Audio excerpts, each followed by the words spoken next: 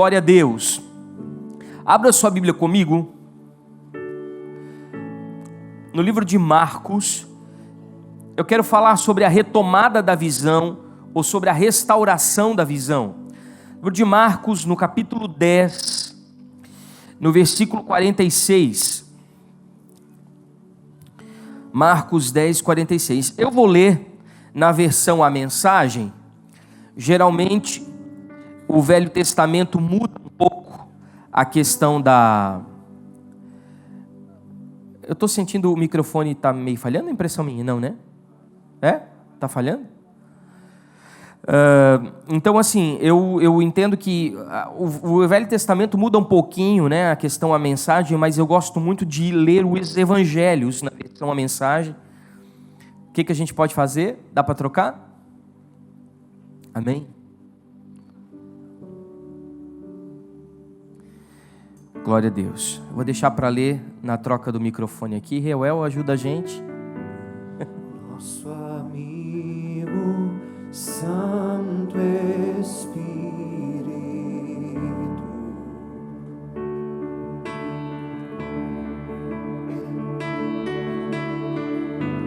venha aquecer os corações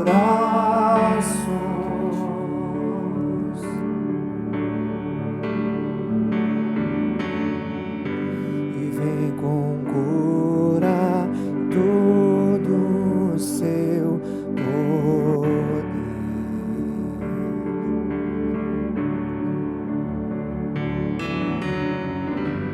Vem manifestar os seus sinais.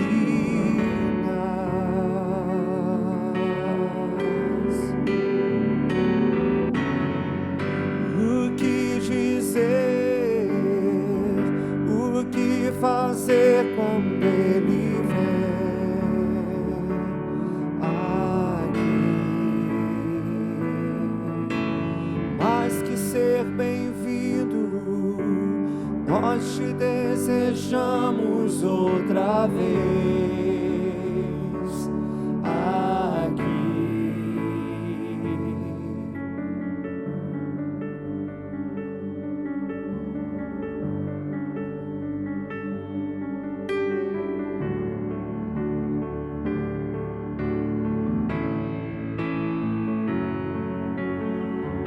O que dizer, o que fazer quando ele vem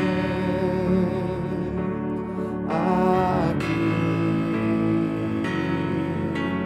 Mais que ser bem-vindo, nós te desejamos outra vez aqui. Faz de novo, faz de novo, o teu povo clama-te mais uma vez. De novo, faz de novo, o teu povo clama-te. O que dizer, o que Fazer quando ele vem aqui. Mais que ser bem-vindo, nós te desejamos outra vez aqui.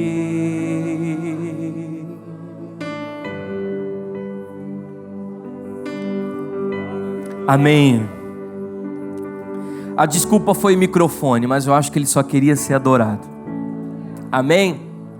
Abra comigo então Marcos, capítulo 10, versículo 46. Diz assim: Depois de passarem algum tempo em Jericó, Jesus saiu da cidade, seguido pelos seus discípulos e por uma multidão. E o mendigo cego, chamado Bartimeu, filho de Timeu, estava sentado à beira do caminho. Quando ele soube que Jesus, o Nazareno, passava por ali, ele começou a gritar: Filho de Davi, Jesus, tende misericórdia de mim, tende misericórdia de mim. E muitos tentaram fazê-lo calar, mas ele gritava ainda mais alto: Filho de Davi, tem misericórdia de mim. Jesus parou e ordenou: tragam-no aqui. E eles foram e chamá-lo. Hoje é o seu dia, ele está chamando por você. Levante-se. E jogando de longe a sua capa, ele ficou em pé e foi até Jesus. Jesus perguntou: o que você quer de mim? E o cego respondeu: Senhor, eu quero tornar a ver. Siga seu caminho, sua fé o salvou e o curou, disse Jesus. E no mesmo instante, ele recuperou a visão e seguia Jesus estrada afora. Amém? Curve sua cabeça. Pai eterno, nós te louvamos por esta palavra. Entendemos que esta é uma noite de restauração. Entendemos que esta noite é uma noite de cura. Entendemos que esta noite é uma noite de alinhamento.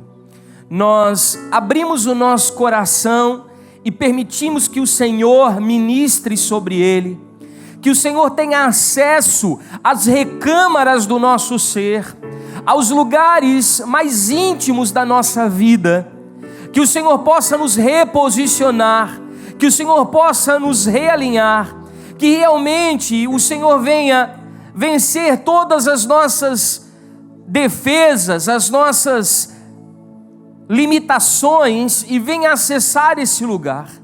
Pai, nós te damos total liberdade para agir na nossa vida. Em nome do Senhor Jesus, seja bem-vindo nesse lugar. Seja bem-vindo no nosso coração. Amém? E graças a Deus. Sabe que uma das coisas que eu tenho percebido nesses últimos dias, conversando com algumas pessoas, é que as pessoas estão meio sem direção. Eu não sei se você percebe isso, mas elas estão perdidas, sem senso de propósito, sem conseguir enxergar o dia de amanhã, sem direcionamento. Elas estão com o coração em dúvida, um coração que fica titubeando em duas opções de vida, e é meio que estranho, porque é como se elas não conseguissem enxergar o propósito de Deus, como se elas não conseguissem ver aquilo que o Senhor estabeleceu sobre as suas vidas. As pessoas, elas vivem de acordo com aquilo que é materializado, elas vivem com contato com as coisas que são palpáveis, que são visíveis, que são tangíveis, mas quando se trata de enxergar a vontade de Deus para a sua vida, quando se trata de enxergar o dia de amanhã, as promessas do Senhor, o propósito de Deus para a sua jornada, elas não conseguem. E aí elas estão perdidas, elas dizem: Senhor, o que eu vou fazer da minha vida? E às vezes elas nos procuram assim: pastor, eu não sei o que eu vou fazer da minha vida. Eu estou entre dois caminhos, eu estou entre duas opções, eu não sei se vou para cá ou vou para lá, eu não sei se faço isso ou faço aquilo. Elas estão sem visão. Elas não conseguem enxergar um palmo diante dos seus narizes, elas não conseguem poder ver, vislumbrar uma oportunidade, elas não conseguem ver um novo horizonte, elas estão perdidas. Algumas pessoas, elas perderam a visão. Repita comigo: perderam a visão. E nesses últimos dias eu também vejo uma ação por parte do Espírito Santo em aguçar a visão. Eu vejo também uma ação do céu para a terra, totalmente interessada em fazer-nos alinhar a nossa visão com o propósito do céu. Eu vejo a vontade de Deus se estabelecendo na nossa vida para que a nossa visão seja restaurada, para que a nossa visão ela seja novamente devolvida. Vejo que Deus tem interesse em que nós não venhamos mais perder tempo, perdidos de um lado para o outro. O Senhor tem interesse em não nos deixar mais correndo de um lado para o outro, mas Ele quer que a gente veja, Ele quer que a gente enxergue, e Ele tem possibilitado isso através do Seu Espírito, amém? Então é sobre isso que eu gostaria de falar nessa noite, sobre a retomada da visão. Mas eu gostaria de contextualizá-los geograficamente de onde estava Bartimeu. Aqui diz a palavra do Senhor que Jesus, ele estava vindo de Jericó. Eles passaram algum tempo nesse lugar e Jesus então saiu da cidade. Mas existe aqui a velha Jericó existe a Nova Jericó e existe Jerusalém. E no meio desse termo geográfico estava Bartimeu. A Nova Jerusalém, a Nova Jericó, aliás, era uma cidade conhecida como a cidade da fragrância. Na verdade, ela era um oásis no meio do deserto, um lugar próspero, um lugar abundante. A Bíblia nos dá orientações sobre isso, e a história também nos conta que Jericó era uma cidade produtora de bálsamo. Eles também faziam exportação de cedro, de mel de tâmaras. Era um lugar abundante e ficava entre a cidade de Jerusalém e o Rio Jordão. Era um território que antigamente tinha sido dado à tribo de Benjamim. Era um lugar abençoado, um lugar de comércio, na verdade um grande centro econômico, e as pessoas tinham ali excessiva circulação. O rei Herodes, Arquelau tinham ali teatros. Imagine um lugar em que existia todo tipo de riqueza, todo tipo de atração, inclusive turística. Ali existiam águas termais. Essa era a Nova Jericó. E em contrapartida existia a velha Jericó. Se a gente for lá para o livro de Josué, a gente vai lembrar um pouco disso, que foi justamente a cidade que foi derrubada por Josué, onde ele circundou juntamente com o seu exército, e sobre o comando de Deus eles tocaram a buzina e essas muralhas caíram ao chão. Então era um lugar de ruínas. E lá antigamente Josué, já no capítulo 6, no versículo 6, tinha dito que aquele que reedificasse esse lugar, ou seja, devolvesse esse lugar, seria amaldiçoado. Então era uma cidade vista como um lugar amaldiçoado. Era às margens do Mar Morto, um lugar que era a cidade mais baixa de Israel, quando não a cidade mais baixa do mundo. Imagine que ficava 400 metros abaixo do nível do mar. Então essa era a velha Jericó. Mas do outro lado estava Jerusalém. Repita comigo: Jerusalém. O templo, o lugar em que o sacerdote tinha acesso, o lugar da espiritualidade, o lugar em que o contato entre o céu e terra acontecia, o lugar em que as pessoas buscavam o Deus verdadeiro. Embora existisse muita religiosidade, o farisaísmo imperava, os saduceus estavam por ali, embora tudo isso fosse uma verdade, ali existia o templo onde as pessoas iam de forma devota buscar o Deus verdadeiro. E o cego, por conta da sua deficiência física e por conta da lei moral dos levitas, ele não podia ter acesso a esse lugar. Então ele estava marginalizado, ele estava segregado, ele estava rejeitado, ele não poderia permanecer naquele ambiente, ele não poderia ter acesso àquele lugar. Então o cego estava à beira do caminho, ele estava perdido, ele não ia nem para um lado e nem para o outro, ele estava à margem. E isso significa para nós uma vida sem definição. Repita comigo: sem definição. E o que é estar sem definição? É estar sem um direcionamento claro, é não saber que opção você vai tomar na vida. E às vezes nós vamos apenas vivendo, empurrando com a barriga, vamos apenas experimentando a cada dia, mas nós não temos nenhuma meta, nenhum objetivo traçado sobre os planos de Deus para nós. Quando nós conhecemos o propósito eterno de Deus, então nós reunimos toda a nossa força, a nossa capacidade, nosso entendimento, nossos sentimentos, nossas emoções, nossa alma e nosso espírito e nosso corpo, tudo o que nós somos e temos está voltado para a realização da vontade de Deus. Mas quando isso não está claro para você, você se torna uma pessoa sem direcionamento. Então ele vivia como se estivesse nas ruínas do passado, da velha Jericó, e também com as expectativas do futuro da nova Jericó. E às vezes nós vivemos assim, de forma depressiva, pautado nas experiências traumáticas do nosso passado, e às vezes nós vivemos na ansiedade do dia de amanhã que nós não conhecemos. Então nós estamos como Bartimeu, estamos como cego. Muitos de nós não conseguimos avançar na vida, porque a nossa vida está estruturada nas experiências traumáticas que nós tivemos no passado, nas nossas maldições, nos lugares de ruína da nossa existência, nos lugares destruídos do nosso coração, das lembranças lá de trás, das memórias que nos perseguem, dos fantasmas que aparecem quando nós abrimos os baús do esquecimento, das coisas que estão ali todo dia, a toda hora nos assustando, porque fazem parte de um passado amaldiçoado, de uma velha Jericó, de um lugar de ruínas da nossa vida. Quantos estão me entendendo? Outros vivem ansiosamente, preocupados, afoitos, ansiosos pelo dia de amanhã, sem saber o que vão comer ou o que vão vestir, ocupados com as coisas dessa vida, preocupados com as coisas desse mundo, sem direcionamento. E aí elas estão como Bartimeu, elas perdem a visão, porque todas as vezes que você vive pautado nos seus traumas do passado, ou você vive na ansiedade do dia de amanhã, você perde a visão, você fica com a visão turva, você fica com a visão em trevas, você não consegue enxergar nada, porque os seus sentimentos e as suas emoções estão ancoradas em lugares errados. O nosso coração está descansando em lugares errados. E no meio disso tudo existia a grande multidão. Repita comigo, grande multidão. Que representa o quê? A religiosidade. Que não vai te levar a lugar algum. Porque não fala da verdadeira espiritualidade. Fala de uma multidão que estava tão cega quanto Bartimeu. Fala de uma multidão que era conduzida pelo mover. Uma multidão que era conduzida pelo barulho.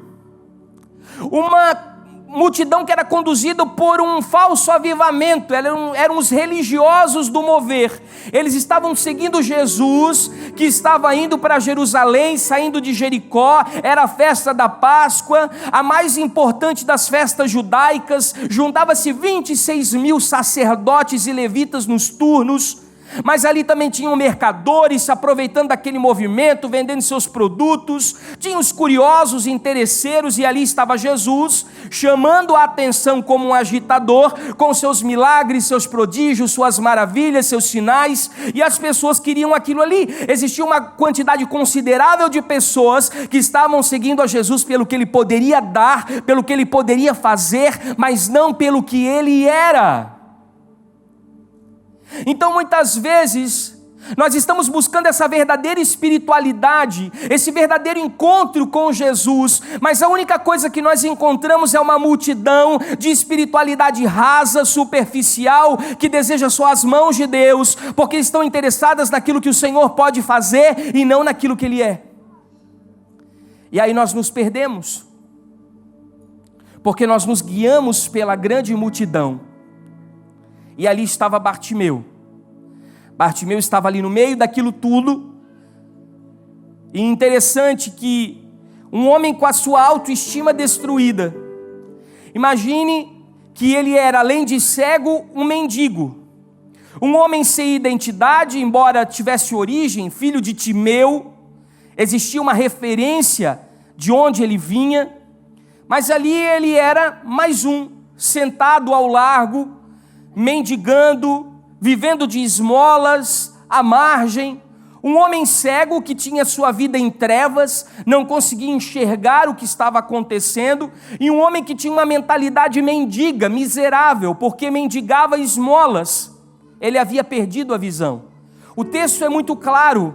Ele diz, quando Jesus pergunta, o que você quer que eu te faça? Ele diz que eu torne a ver.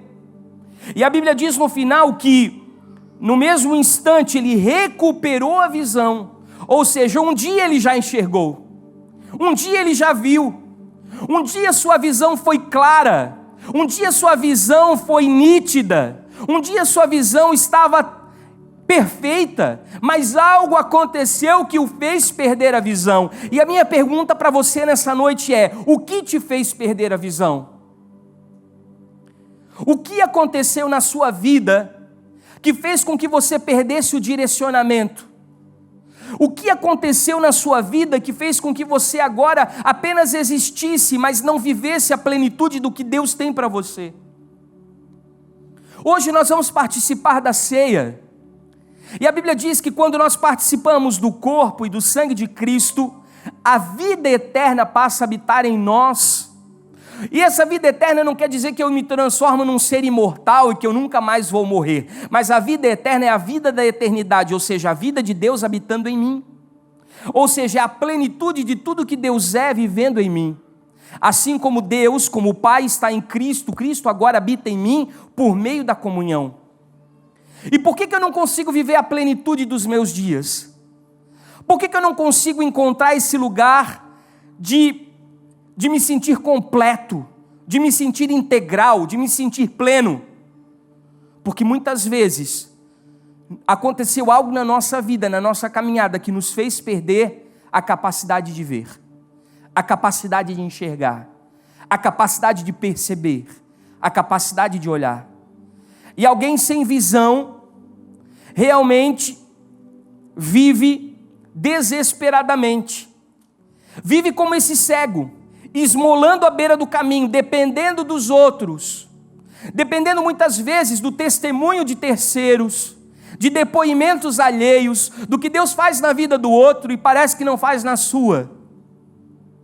Você fica esmolando, mendigando, através das suas carências, dos seus medos, das suas decepções, dos seus traumas, das suas frustrações, algo que as pessoas possam fazer por você. Você sempre olha para as pessoas do ponto de vista daquilo que elas podem te dar. Você não consegue alcançar uma mentalidade provedora. Uma mente mendiga é uma mente escrava, é uma mente faraônica, é uma mente egípcia, é uma mente presa à sopa de cebola e a fazer tijolo. Ou seja, você vive de uma forma repetida a mesmice de sempre e não consegue entrar num lugar diferenciado. O cego, ele não sabe para onde vai, e o mendigo, ele não tem para onde ir. Imagine isso, o cego, ele não sabe para onde vai, o mendigo não tem para onde ir. Você fica perdido no meio do caminho, sem dinheiro, sem saúde, sem amor próprio. Ele fica esperando o Messias. Repita assim comigo: esperando o Messias. Muitos de nós temos o desejo do nosso coração de aguardar o Messias. Quantos estão esperando Jesus? Esse precisa ser o maior desejo do nosso coração. Mas o que a gente faz com a nossa vida enquanto Ele não vem? Muitos de nós aguardamos o Messias ansiosamente, mas enquanto Ele não chega, existe uma plenitude de vida que precisa ser desfrutada por nós. Enquanto Ele não vem, existe um propósito para ser vivido por cada um de nós. Enquanto Ele não vem, existe uma promessa para ser vivida por cada um de nós. Ou seja, Deus tem planos maravilhosos para a vida de cada um de nós aqui nessa noite. E nós não podemos viver à margem, nós não podemos viver na mendigância, nós precisamos enxergar que Deus tem para nós uma vida plena, e para isso eu vou precisar me posicionar para recuperar a visão. Repita assim comigo: posicionamentos. Em 2 Coríntios, no capítulo 4, no versículo 4, se você puder abrir comigo, 2 de Coríntios, capítulo 4, versículo 4, não sei se vocês podem jogar aqui no telão, seria interessante.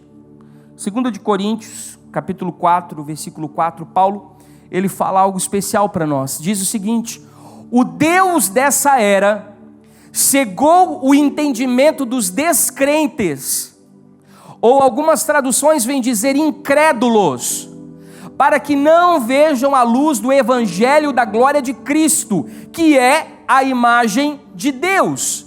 Ou seja, aqui não diz que Ele cegou o entendimento das pessoas do mundo, ou Ele cegou o entendimento das pessoas desviadas, ou Ele cegou o entendimento das pessoas que não conhecem a verdade. Não, Ele cegou o entendimento dos incrédulos. Uma vez que você não encontra fé no seu coração, você se torna um descrente, você não consegue enxergar a glória do evangelho de Cristo, que é a imagem de Deus, e o seu entendimento é roubado, a sua visão se torna turva, o seu enxergar se torna trevas, você não consegue ver mais nada diante dos seus olhos. E aqui existe uma advertência para nós, porque nós vamos vivendo e vamos nos acostumando com essa vida. Nós vamos nos acostumando a viver sobre a nossa capa. Nós vamos nos acostumando a esmolar e a mendigar. Nós vamos nos acostumando a viver à margem, a viver de forma rejeitada. Nós vamos conduzindo o nosso coração para esse lugar e nós não abrimos a nossa visão para enxergar novas possibilidades. A gente vai acostumando a viver isso. Mas uma coisa a gente observa em Bartimeu, várias observações aqui sobre o comportamento dele. A primeira delas é interesse. Repita comigo: interesse. Deus, Ele quer despertar em nós interesse por sua presença. Muitas vezes nós somos muito passivos em relação a recebermos o que Jesus tem. Mas Ele precisa enxergar em nós vontade, desejo. Ele precisa enxergar em nós uma gana. Ele precisa enxergar em nós um ímpeto. Ele precisa ver uma reação diferenciada no nosso comportamento. Quantos me entendem? Porque às vezes a gente está de braço cruzado, vem ao culto, recebe uma palavra, participa do louvor, vai para casa e a nossa vida não muda. Continua tudo a mesma coisa. E Deus quer ver em nós interesse, Ele quer ver em nós desejo. Aí, quando Ele estava ali parado, no meio daquele lugar sem direcionamento, Ele ouve a multidão e Ele pergunta para as pessoas: o que é isso que está acontecendo? Que barulho é esse que está acontecendo? Por que essa multidão, ela grita? Por que essa multidão, ela está fazendo barulho? Tem alguma coisa diferente acontecendo. E Ele se desperta para sair daquela situação. Coloque a mão sobre o seu coração e diga assim: eu preciso despertar o meu coração para que tenha maior interesse pelas coisas de Deus. Sabe o que acontece com a gente? A gente entra numa zona de acomodação e não consegue mais gerar em nós paixão, não consegue mais gerar em nós desejo pela intimidade. E a gente começa a viver essa vida rasa e acha que isso é tudo. E sabe de uma coisa? Satanás é um excelente ilusionista. E o problema da ilusão é que uma hora a ilusão acaba. A gente fica se enganando, mas é terrível viver iludido. Porque a gente acha que aquilo que a gente tem vivido, aquilo que tem experimentado, aquilo é vida. E a gente acaba não entendendo que a gente precisa se comprometer com algo maior para que a gente possa sair daquela situação de inércia.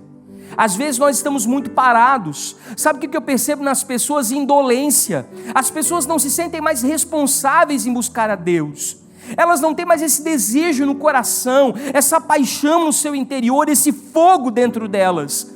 Elas percebem um barulho e elas dizem: é mais um evento. Elas percebem um barulho e dizem: é mais um movimento. E elas não saem do lugar onde elas estão com o interesse de buscar algo a mais da parte de Deus.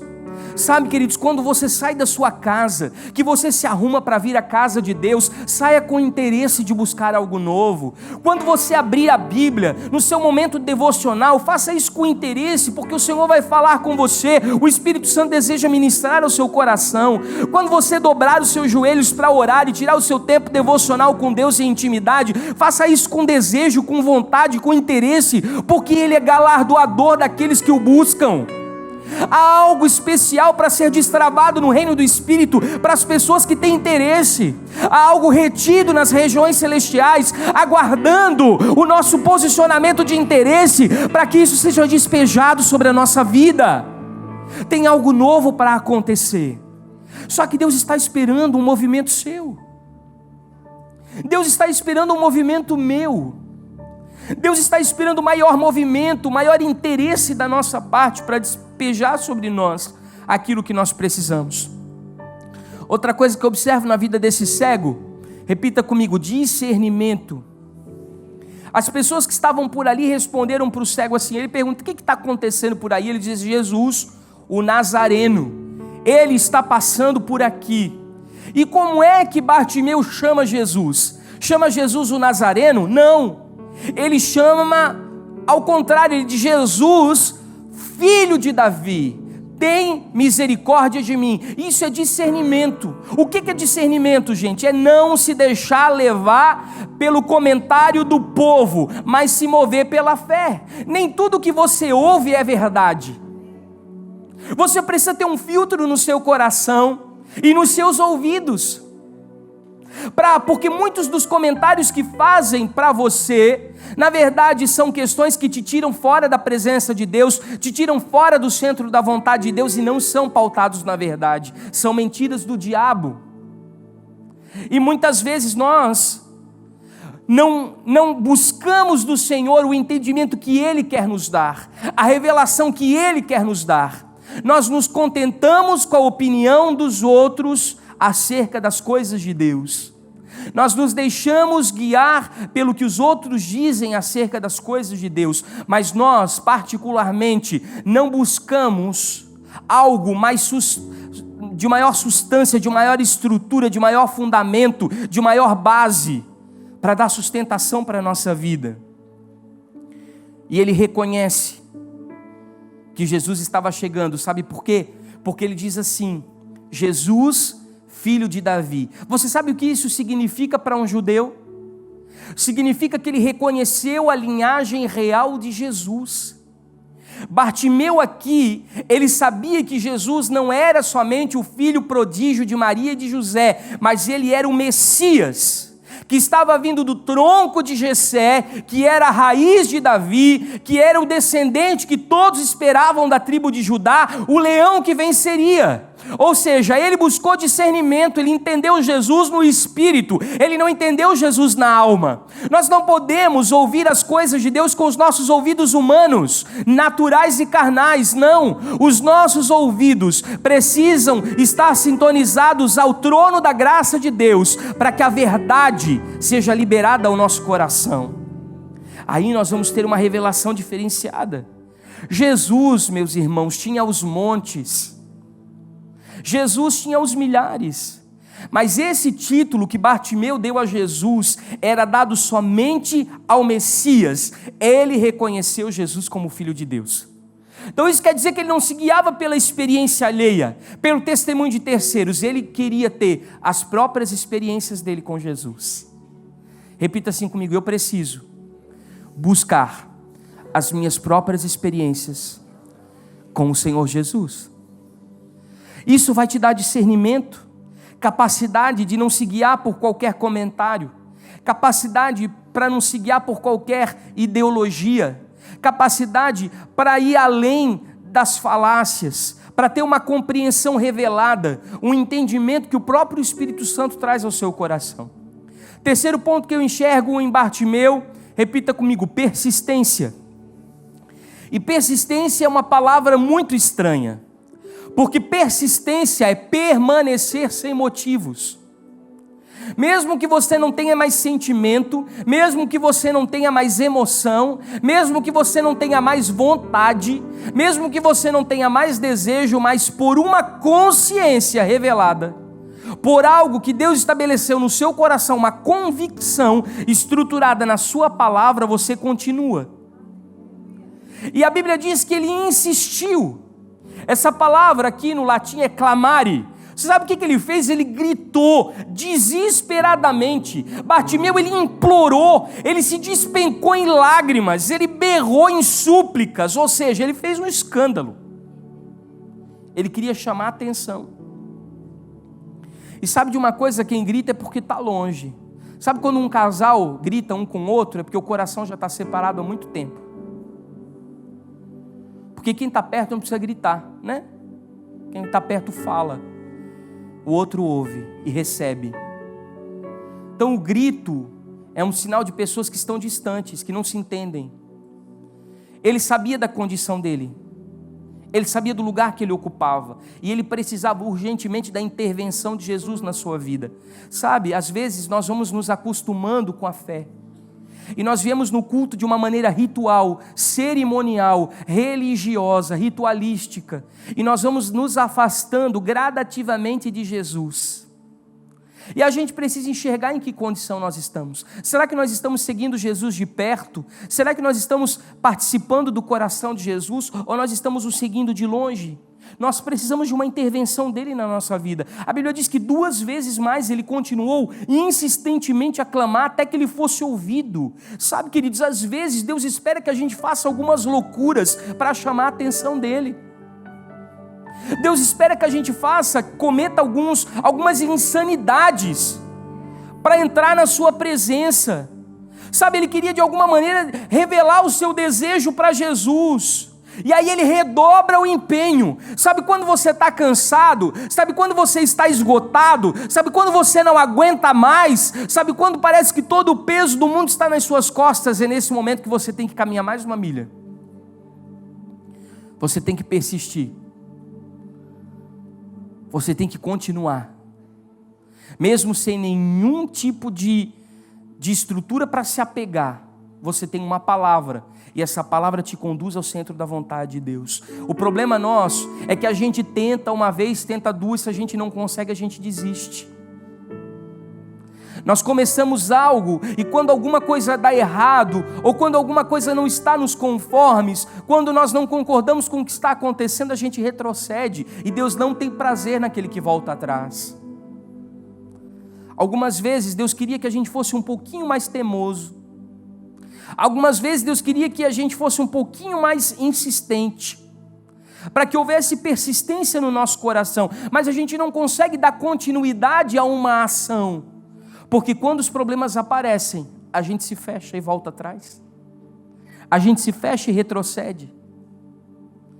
Outro ponto que eu enxergo nesse cego, repita comigo, foco. O que ele faz? Ele evita as distrações. A gente já falou de toda essa multidão que estava em volta dele, era grande, o barulho era enorme, e olha só, aquela multidão ali, com a quantidade de comerciantes que tinha, poderia lhe render boas esmolas, você não concorda? Ele podia ganhar muito dinheiro naquele dia, tinha muita gente passando para Jerusalém por conta da Páscoa, ele podia ali, aquele dia, encher o seu alforje de esmolas. Se ele gritasse por esmolas, o tanto que ele gritou para que Jesus viesse até ele, ele teria ganho bons trocados. Mas o que acontece? Com aquele movimento todo, embora qualquer cego pudesse ficar animado, ele se sentiu atraído por outra coisa. Ele sabia que aquilo que ele precisava não estava nas esmolas. Ele sabia que aquilo que ele precisava estava em Cristo. O que acontece conosco? Por conta da nossa mente miserável, por conta da nossa história de vida, muitas vezes nós nos contentamos com esmolas. A gente se sente atraído pelos favores, pelos benefícios, pelas vantagens que o Evangelho pode nos dar, mas a gente não quer o coração de Jesus.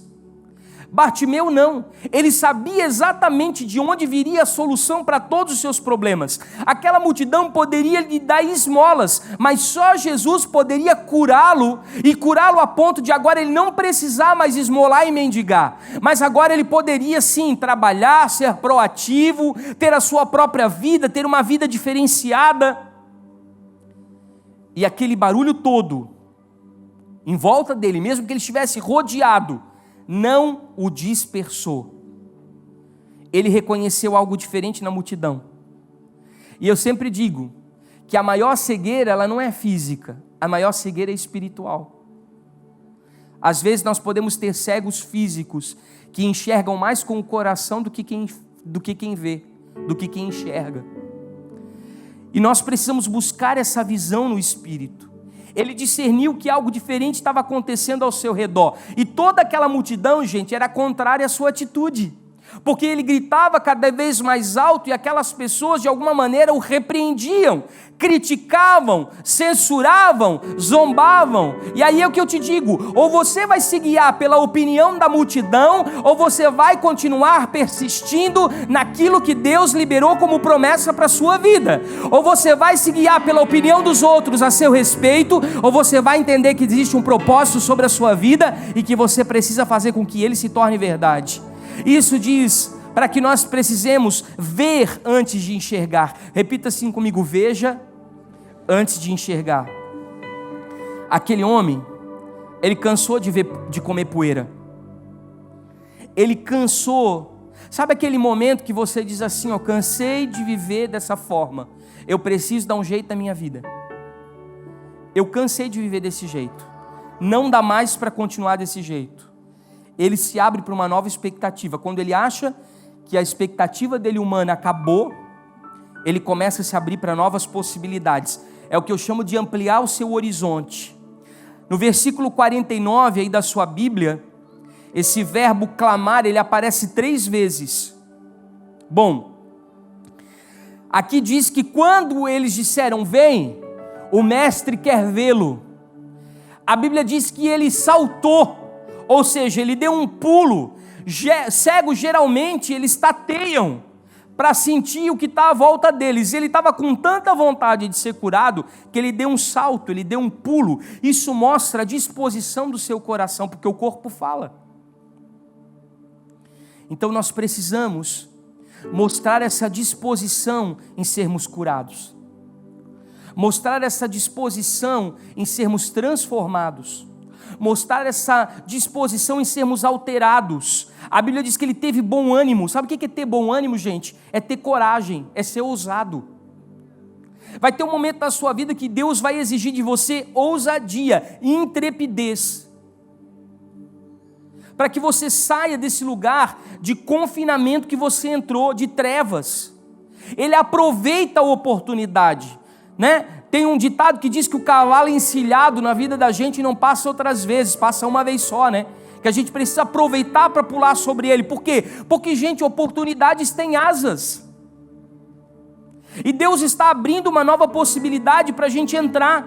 Aquela seria a última vez que Jesus estava passando por ali. Sabe por quê? Ele estava passando por ali na semana da Páscoa, na semana que ele seria preso, na semana que ele seria julgado, na semana que ele ia ser condenado à cruz. Então, na verdade, era a última vez que Jesus estava subindo a Jerusalém. Então, era a última oportunidade. Ele aproveita a visitação. Olhe para a pessoa que está ao seu lado e diga assim: aproveite a visitação. Não deixe a oportunidade passar.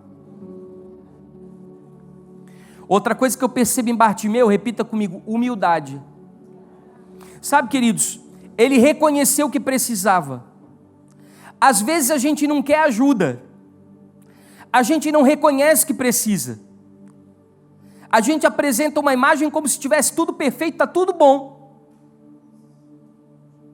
Sabe o que se chama isso? Orgulho.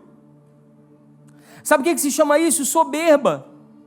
Aqui mostra que esse homem se quebrantou. Ele clamou pela misericórdia de Jesus.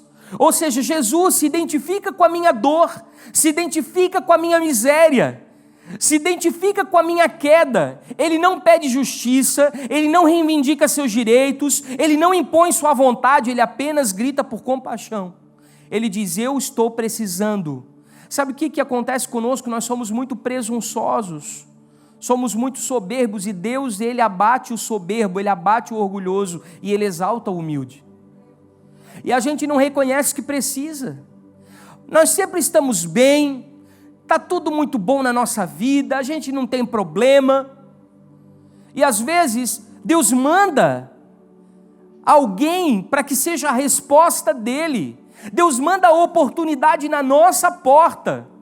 Deus manda a chance para a solução dos nossos problemas ali diante dos nossos olhos. Mas nós somos tão soberbos que a gente não reconhece que precisa. Sabe o que acontece? Às vezes nós somos muito individualistas, nós somos muito egoístas, e por conta disso a gente acaba não se deixando tratar pelos processos de Deus, porque a gente quer que os nossos problemas sejam resolvidos do nosso jeito, da nossa forma, no nosso tempo, mas a gente não se submete a um tratamento de Deus. E sabe o que acontece conosco, gente? O nosso problema grande se demonstra nos relacionamentos. Às vezes, nós geramos expectativas irreais sobre as pessoas, ou seja, nós queremos que as pessoas sejam aquilo que a gente espera. E também as pessoas fazem isso com a gente. Elas criaram um estereótipo e querem nos encaixar dentro disso, querem nos formatar para que a gente seja do jeito que elas esperam. Não existe aceitação nem de um lado e nem de outro. E sabe o que acontece? As nossas carências afetivas, tudo que a gente não recebeu lá atrás, a gente acaba despejando nos relacionamentos, e a gente responsabiliza o outro pela nossa felicidade, responsabiliza o outro pelo nosso sucesso, responsabiliza o outro pela nossa alegria. Ou seja, a gente acaba depositando nos outros o que a gente espera, e os outros na gente também, porque cada um tem as suas carências. Ou você acha que o outro também não espera coisas de você? Espera também. E aí a gente fica nesse conflito, porque essas projeções que a gente tem uns dos outros vai roubando a nossa identidade. Mas esse homem, ele não se preocupa com nada. Ele não se preocupa com nada, ele só se preocupa em se quebrantar e dizer: eu não sou nada, eu não tenho nada, eu preciso de ajuda. E Jesus, filho de Davi, tem misericórdia de mim, tem de compaixão de mim. Que não se encontre no meu coração orgulho, nem soberba, nem presunção, mas que se encontre no meu coração contrição, porque um coração quebrantado e abatido não desprezará o Senhor. Nós precisamos ser quebrantados.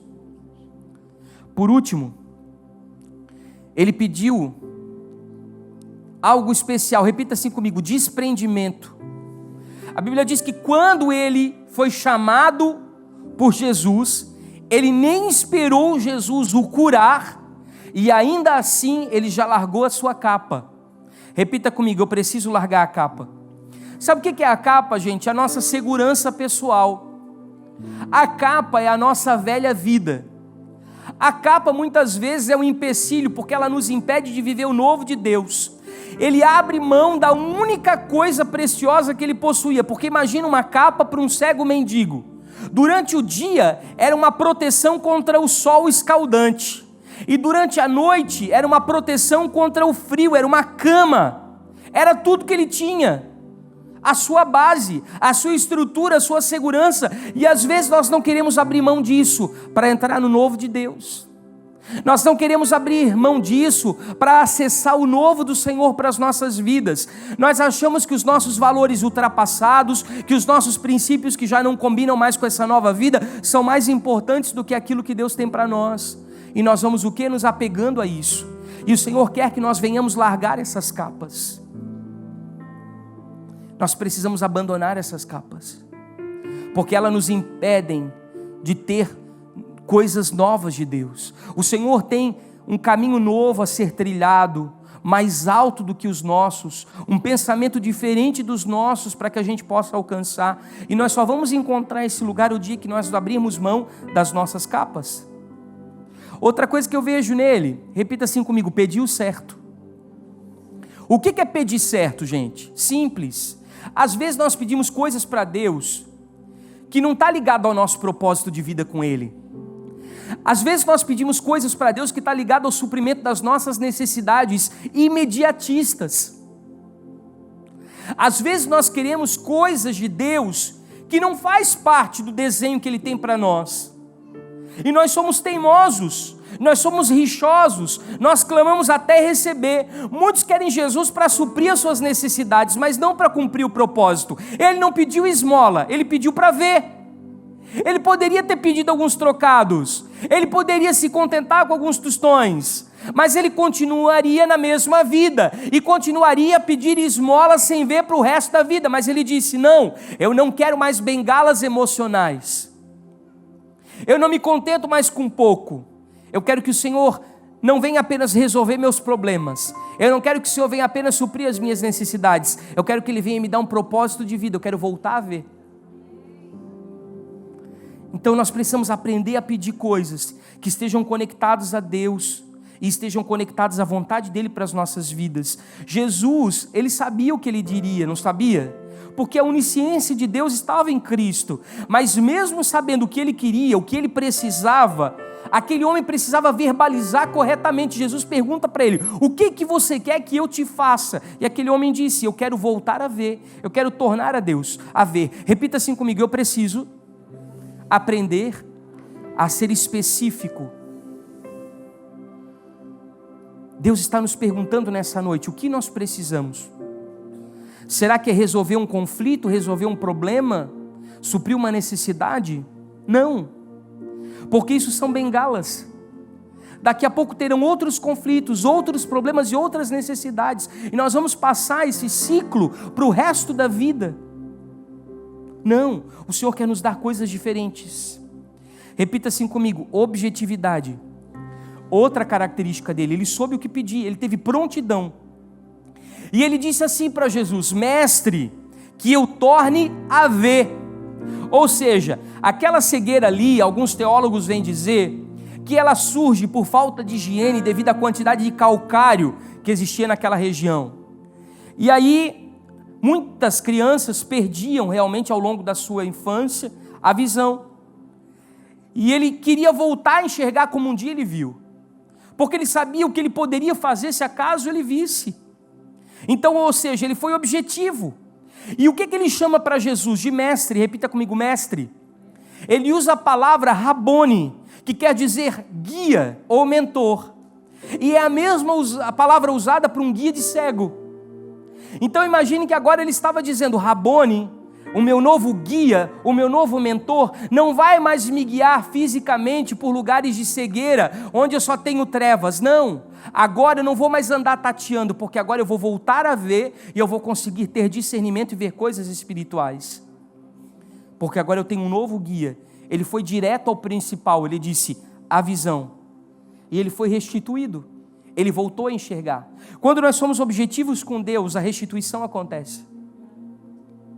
Nós precisamos ser objetivos naquilo que nós queremos, nas nossas orações, nas nossas súplicas, nas nossas petições.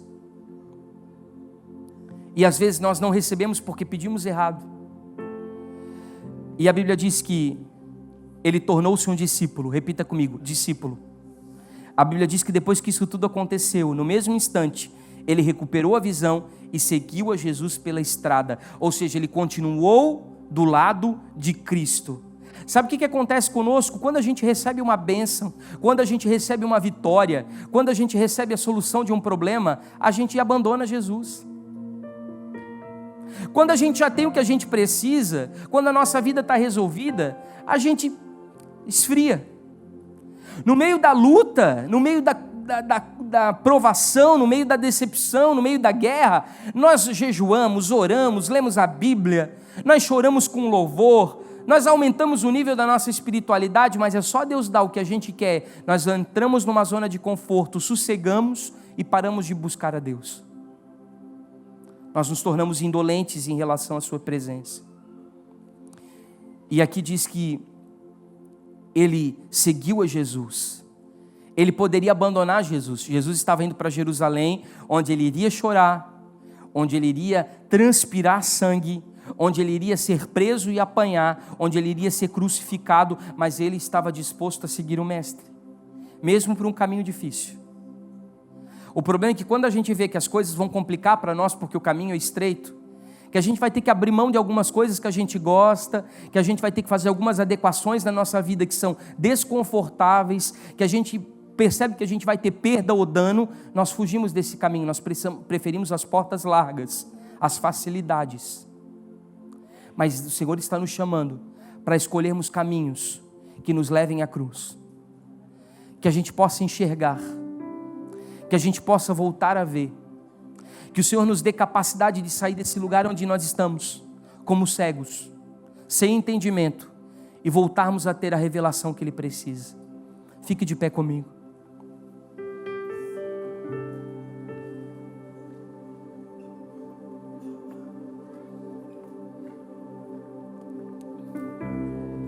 Feche seus olhos. Põe a mão no seu coração. O que aconteceu na sua vida que te causou cegueira?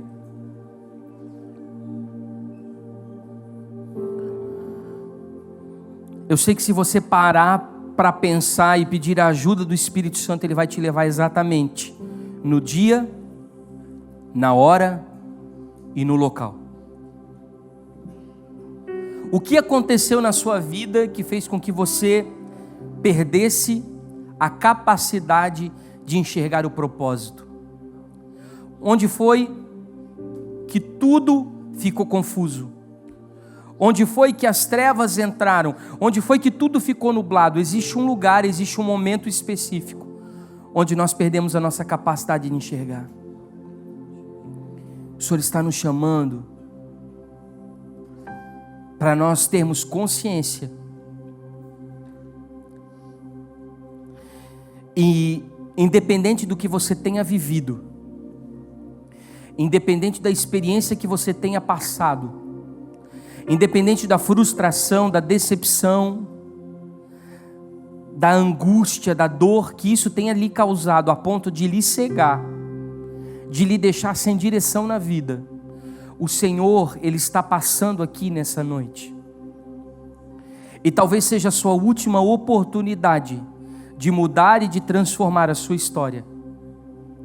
Seja talvez a última oportunidade que Ele está te dando para voltar a enxergar, para voltar a ver.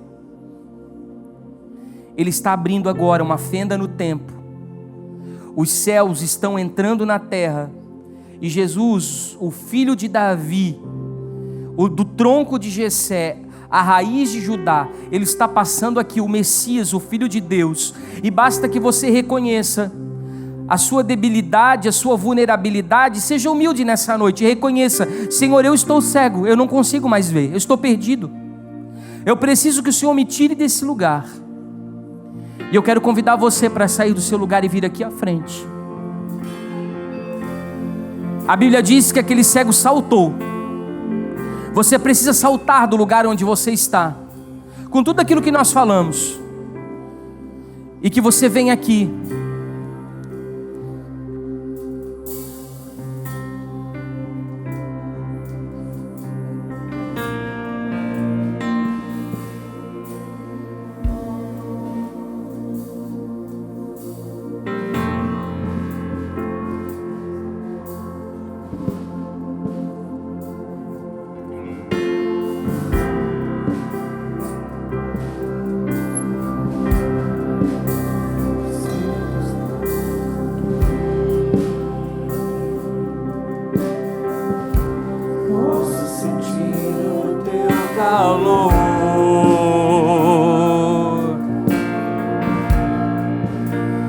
Vem me envolver. Gostaria de pedir a ajuda dos pastores da casa, que nós ministrássemos com esses irmãos. Isso. Estás aqui. Posso sentir o teu calor.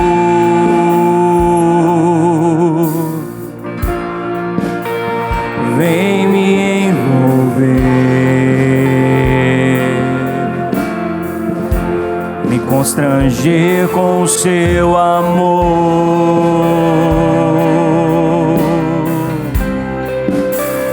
Filho de Davi,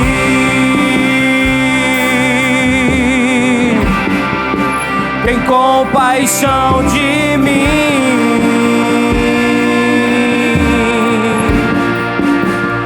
Toca nos meus olhos, faz as escamas caírem.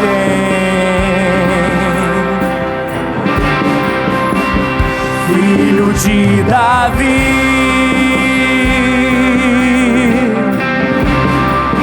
tem compaixão de mim.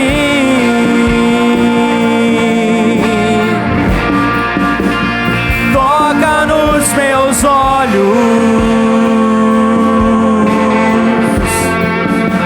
Eu quero te ver, quero te ver, quero te ver.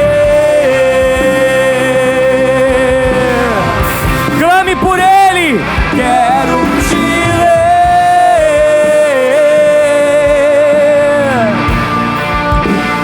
Toca nos meus olhos, pois eu quero te ver.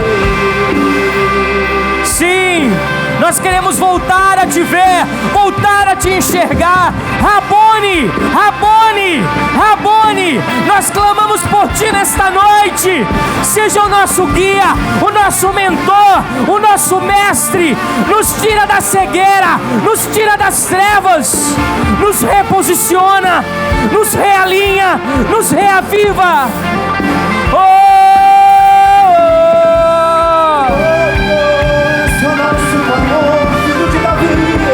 Filho de Davi,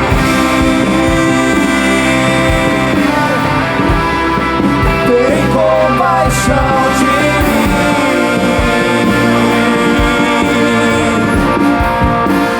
Toca nos meus olhos,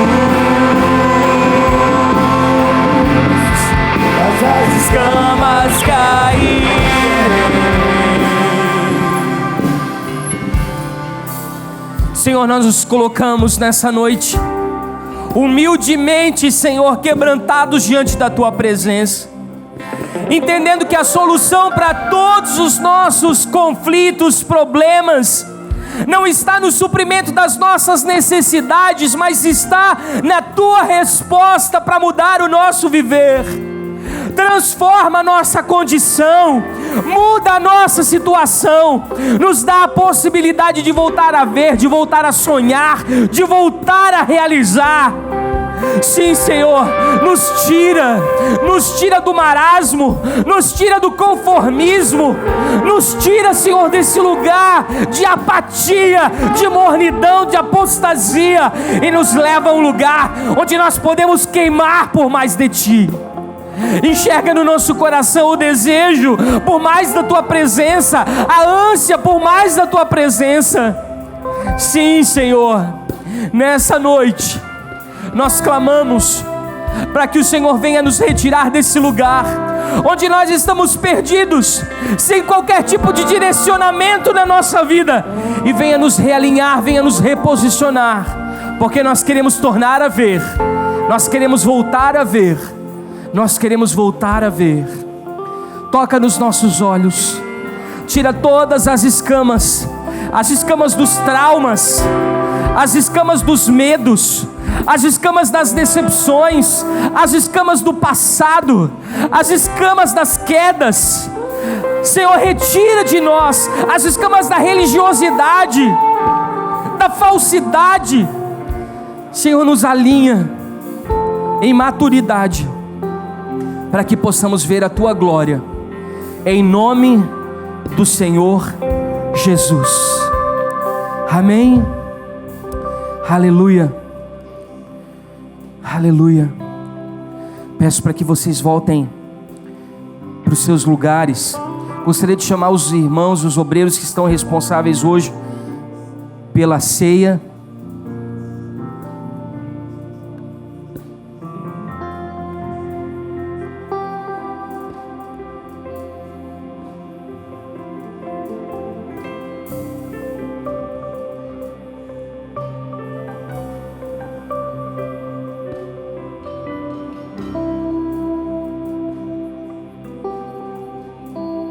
Isso.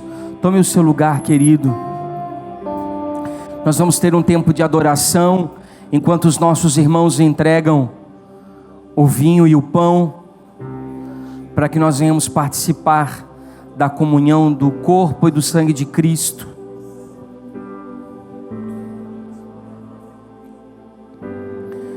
Isto.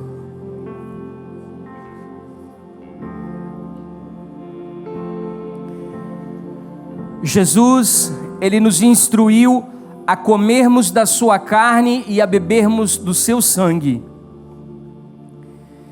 E isso não é apenas uma alusão, uma figuração, mas isso é literal.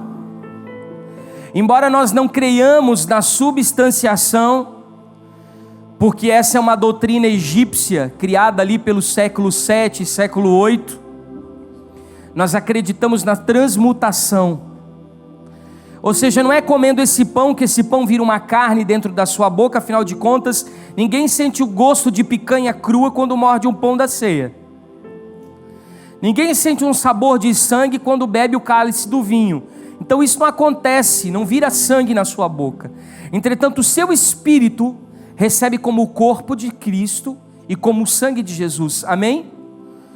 Isso é um ato profético e espiritual que aponta para o Messias. Então nós precisamos entender a grandiosidade desse significado, que na verdade, querido, esse momento não é um ritual morto. Em algumas vezes nós entendemos, eu vou lá no culto de ceia, como se fosse mais uma cerimônia ritual. Não, você está participando do corpo e do sangue de Jesus.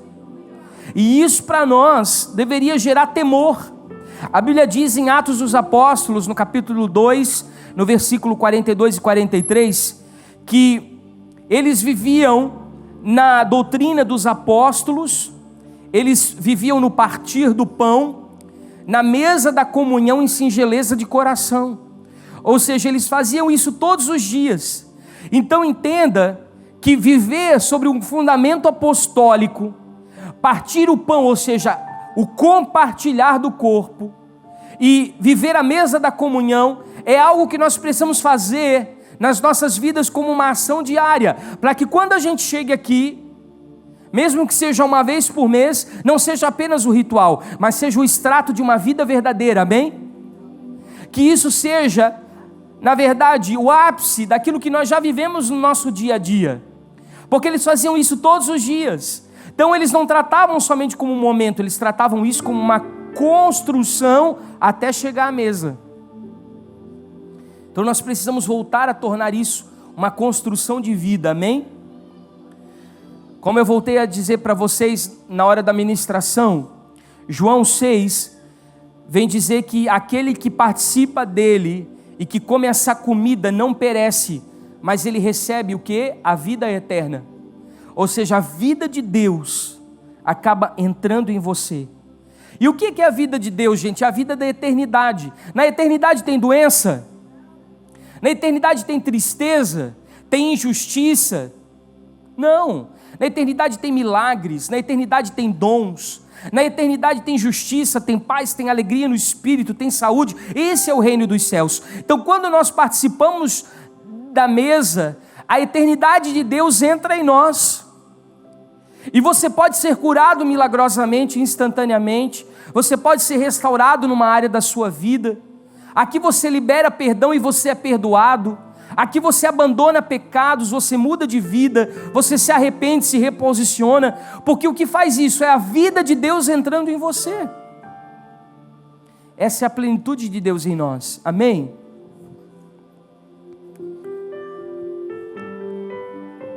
Todos receberam? Amém? Só faz um sinal para mim lá atrás, se você já recebeu, não?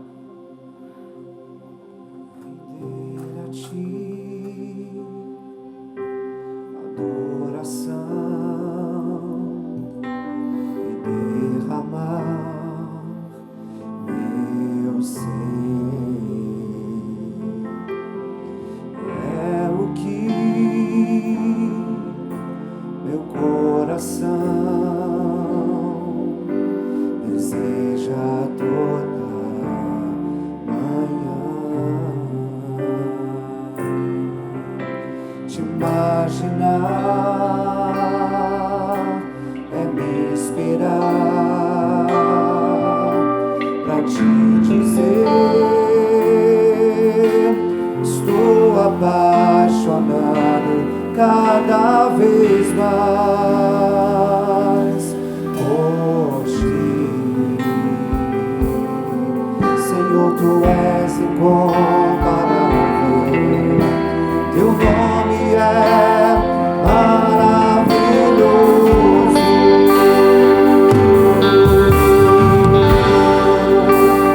Leva-me além,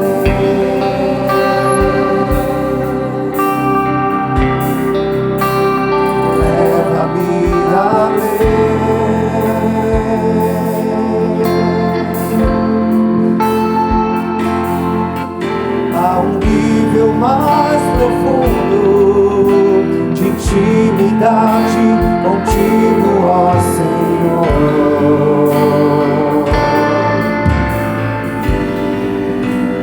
Leva-me além,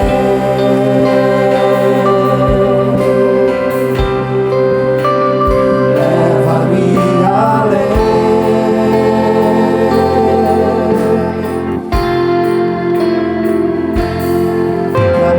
Vida flua mais da tua unção, mais do teu poder.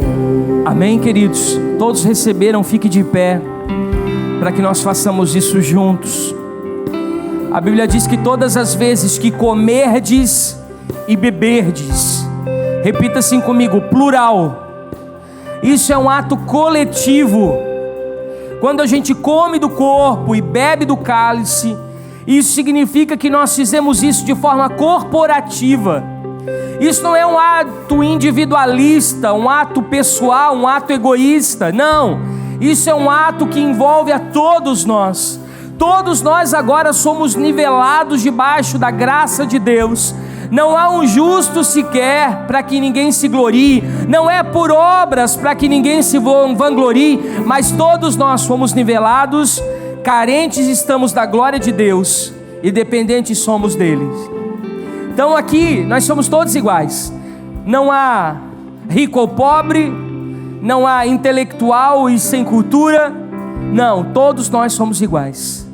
Todos nós nivelados debaixo do sangue de Cristo, carentes do seu perdão, da sua aceitação, do seu amor. Amém? E por isso nós fizemos isso juntos, unânimes, sempre pedindo que o sangue de Cristo esteja sobre nós. Aí, olha só uma coisa, nós comemos do pão. E o que é comer do pão? É participar do corpo. Isso aqui não tem significado se eu não estiver vinculado ao outro em amor. Isso aqui não tem significado se eu não estiver estruturado em relacionamentos saudáveis e equilibrados. Isso aqui não tem significado se eu não tiver comunhão e paz com todos e a santificação sem a qual ninguém verá o Senhor. Para que isso tenha significado, eu preciso entender o que é o corpo. E então esse momento, ele será um momento que apontará para o Messias. Apresente seu pão ao céu. Pai, nós te agradecemos pelo teu corpo que foi moído por nós. Te louvamos pela possibilidade que o Senhor nos dá de estarmos intimamente atrelados em amor, porque a tua palavra nos diz para nós amarmos a ti sobre todas as coisas, mas ao próximo como a nós mesmos. Por isso nós precisamos, Pai, andar juntos, de mãos dadas, e como corpo nós queremos participar nessa noite. Coma do pão, em nome de Jesus.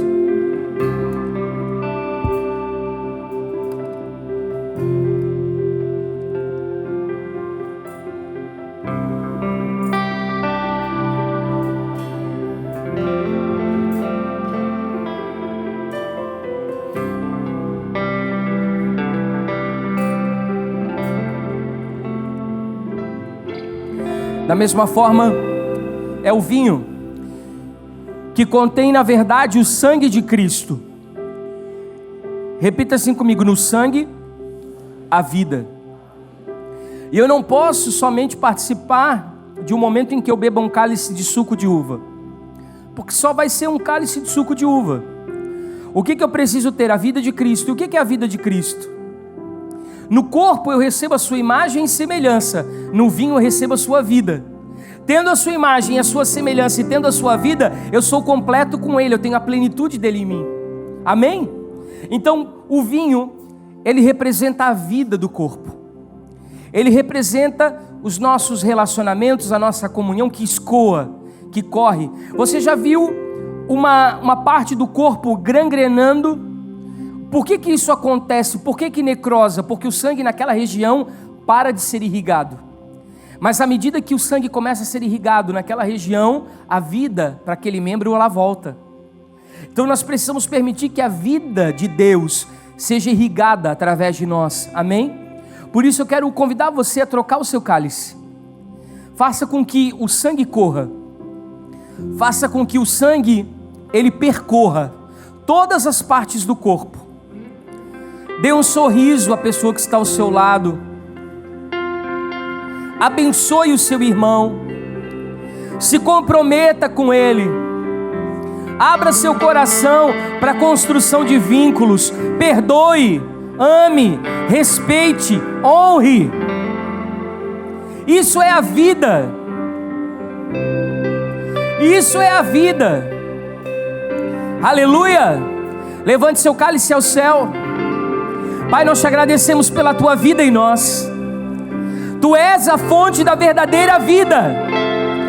Nenhum outro lugar vai nos dar o que nós temos em ti. Em ti nós vivemos plenamente, verdadeiramente. E por isso estamos plenos e felizes em ti. E agradecidos, participamos do teu sangue, em nome de Jesus.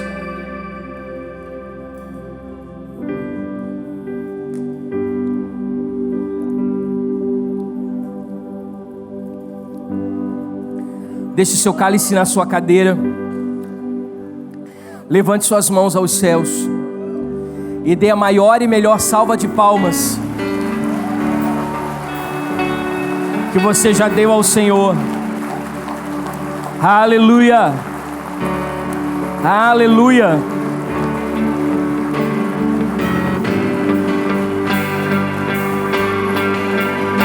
Agradeço por mim.